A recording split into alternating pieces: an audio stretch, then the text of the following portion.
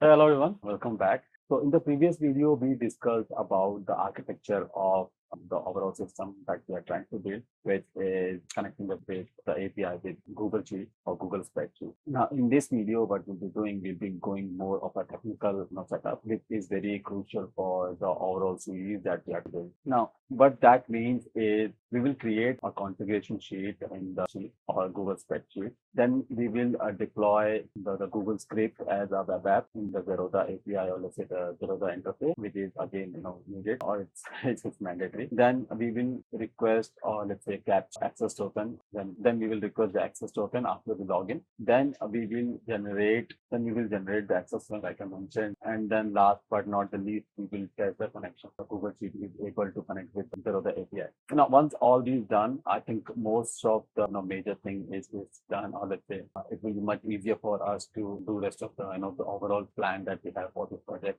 I mean, it's a huge project, and then I'm sure this will be because what we are trying to do is we will try to pull the data or let's say holdings that you have on Zerodha, and we will try to pull the orders and positions, and then we will try to create or build a dashboard. And then on top of that, we will also create the strategies or strategy engines on top of this connection layer. Right. Now, I remember I tried to do this connection but probably like 5-6 years back, even though I was able to successfully. I think this code is also there on GitHub repository. But then at that time, I think it was complicated if I remember, but I think now it's more, but a lot of traders get stuck, in this connection setup. I think it's very complicated. But then once you understand the flow, it is very structured. So Zerodha gives us access token after we log in, and then that access token or that request token is again sent back to the registered redirect URL, and then we exchange it for the access token. Now, once we have that access token, then we will start to call the portfolio or let's say our profile API. So today, our goal is not to build a dashboard, right? Because that will be in the next couple of videos. But then our goal is to build a connection engine. Now, let me open. Okay, so let me log in Sheets. So we have Google Sheets. Oh, if I'm not wrong, I had. Okay, so if you can see, so we have a config sheet.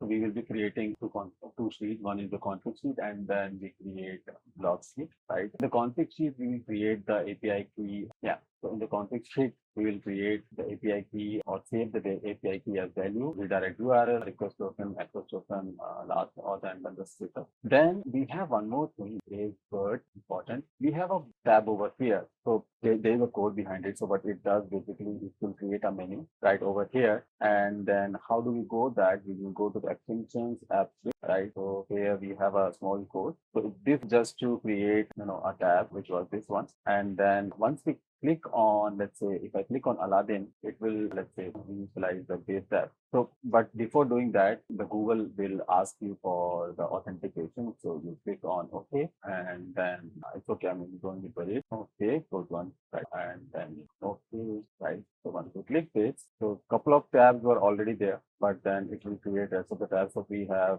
even if you don't have the tab, create the config, dashboard, journal, watch list, and then the logs, right? So it is the time that we create, right? So 1 5 is the current time and date and time, right? So now this code is I think this code was done in video of video number 2. Let me add the code for the number 3. Now, if you need this code, please let me know. Otherwise, you can surely, I will share this Google file with you. But then let me also give code. So we have. I'll show you the code. But it was why I changed it because earlier I thought to make it like a trading OS application name, but then I thought to give it a better name, so I kept it as Aladdin, and then you just click on save button over here. Let's close this and then refresh this. Right now, here, so we have all these buttons. Now, what all are these is basically once you click on, let's say, initialize set. So that was for again. So okay, so one thing is every time you save the code, right, it will ask you for permission and then to start. Okay, so next is we have to enter the API key, set the API from menu, and then all. Now next part is the most crucial one. We will go to the Zerodha portal and then we will access, or let's say we will request for the API. Now Zerodha API. It's long. I know. try to do something like that. Simple. I don't know. I'm just like you right now. I will not try to do that, but then I'll try to hide those things. Right. Let's try. Okay. So what we have done, we have created created the account. Right. Now let's create a new. So now this is important, right? So we need to create okay. So now for 500 credits, I think you need to pay 500 rupees or something. And for personal, it's free, but then you cannot take, historical data. So it's mentioned investing, trading, and so you can place the orders and all with the personal, but you will not get the historical data or API, no live market codes, and that's all it. But then we will use this one, 500 credits for 30 days, investing, trading, and the API reports, APIs, historical data charts, and all, right? So we'll use this one, right? So app name, I'll give a latte. What is for the redirect URL setup secret will be stored in user properties, not in the user properties, not in the. Now let me try to get, okay, so I need to the redirect URL. So okay, wait. So for that, right, and then we need to deploy this new deployment. Please select a deployment type, web app. Okay, let's do this.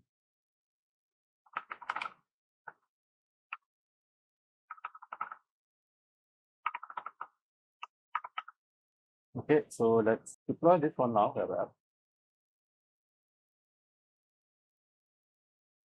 Okay, so we have the ID, then we have web app URL. I will come back to this step, once I have the funds, right? But that's fine. But so the idea is, let me go back to the presentation. So basically, this is how. So we have the Zerodha account, and then we create the Kite app. Then we have the Google Sheet as well. So we save script. Then we also configured, or this is the main pending thing. We will configure the config tab, and then we also have this logs tab, which will show you what all the items were done. And then make sure this your API is not exposed, right? So how it is done. So now the most important part is these all are done. I think it's good, once I have the app created. Now, why this connection is important, or let's say, overall configuration is important, because this is where the tool or your Google starts to pick the data, right? We will be able, because we are authenticating,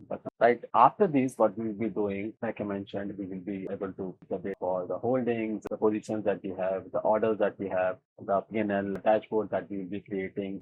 Then most important is that journal system that we will be creating. Then we have the boss list, and I would say there are many things that we'll be doing, right? So I would consider this video as the first part of the third video. So I will create one more video on this, so that I can help you with the overall login, or let's say the connection setup. Right now, the thing is, let's wait for the second video or second part of this. Right. Thank you so much. Good to be back.